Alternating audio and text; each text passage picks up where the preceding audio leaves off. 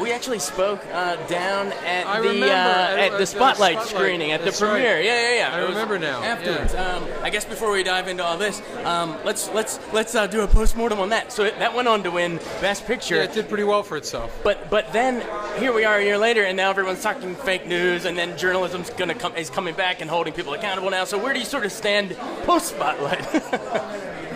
As an old Baltimore Sun guy yourself. I mean, certainly if you were a journalist and you were having an existential crisis over the revenue stream and over all the losses that journalism had suffered, this last election cycle has proved the need for you. Yeah. Now, whether or not that translates into a revenue stream is still a long, hard fight, because the problems are still the problems in terms of the product and where the money comes from now with the internet.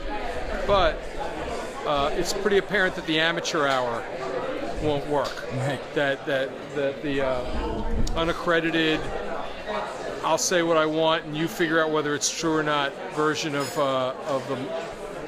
the online news element is flawed. Yeah. And that you actually need news organizations, you need people accredited, you need people accountable, you need the work to be sourced. And all the people who said it was going to be the amateur hour and everyone was going to be a citizen journalist, they kind of look like jerks right now. Or they look like jerks or Russian bots, one of the two. So. Awesome. Well, let's dive into the reason we're actually here. Talk about, before we get into the festival itself, but just the fact that this theater's back here. I think I heard you talking with John Waters. Did I hear him say that he saw Psycho down the street, or do you ever remember coming up here? I mean, you know from D.C. No, you got to remember, not to that extent, because to me, I grew up in D.C.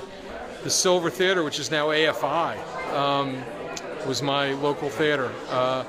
So no, if you wanted to see stuff on a big screen when I was a kid, you went to the Uptown in D.C. I got here in '83, so you want to talk to somebody about what was around here filming, talk to Barry, talk to John.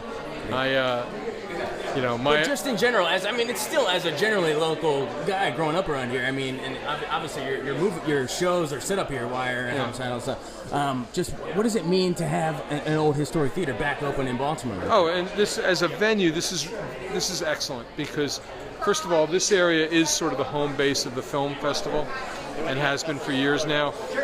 This is incredibly valuable property as a venue, just for independent filmmakers and for young filmmakers to get their work shown. I mean, it's hard to get into theaters, and art houses are essential for that. Baltimore just acquired a top-flight art house here. Not to mention, it's a venue for educational stuff, for training crew, for getting people engaged in an industry that, let's face it, it's one of the few growth industries left in this country. And jobs matter, and this is a clean industry. So I'm elated that Jed and the Producers Club and the Film Festival, they all brought it through. It's really been it's been a long haul for them, and I'm very proud. You mentioned local filmmakers, and it's hard for them to get their work seen. What advice do you have for them? If there's any of our listeners that are maybe aspiring filmmakers or local film students or whatever, what's the most common mistake you see them make, and how can they actually break through being an East Coast filmmaker? I'm a terrible person to ask for that because my path to being a television writer and producer was really improbable. It came off of a prose work that I did that Barry Levinson bought, and then they filmed it in my town, and I learned how to do it through a back door, really. Yeah. I didn't go to film school. I didn't know which end of the camera was which to begin with. Yeah. So I'm really a terrible person. Like, when people come to me and say, how do I get into the movie business, I'm like, if I ever figure it out, I'll let you know. But I'm not being flippant. But I would say one of the things is just to do it. There is so much now in terms of video. There's less that's required now technically and in terms of equipment to go out and to tell a film narrative. Certainly to create your first short or something, and to get on to try to get onto the festival circuit. It used to be you needed a darkroom, you needed to cut film, you needed to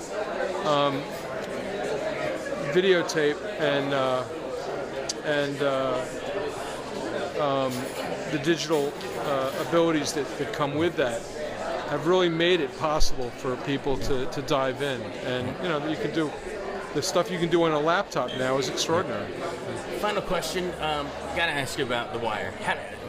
Arguably my favorite show of all time. How are you able to create so many? I mean, there's probably 2,000 characters that all get equal screen time. That they're just lodged in our brains like decades later. I mean, what's the secret to giving them the right amount of time, but also be able to build those arcs? I mean, there's so many great characters. I don't know. I don't know why it has resonance. Honestly, it's not even the most. I'm proud of it. It turned out very well, I think, but it wasn't even the most. How should I say it? In terms of execution, there are other things I've done where I thought turned out much more precise. Which were some of those things? I thought Generation Kill was turns out in terms of execution. But I guess The Wire went on for 60 hours, and people became accustomed to the world and the characters, and it found the city, and it found some zeitgeist. But I don't know. We did the best we could. We always do the best we can. Well, keep doing the best you can. Yeah, I guess. Thanks. Thank Appreciate you. it. Sure. Good seeing you guys. You too.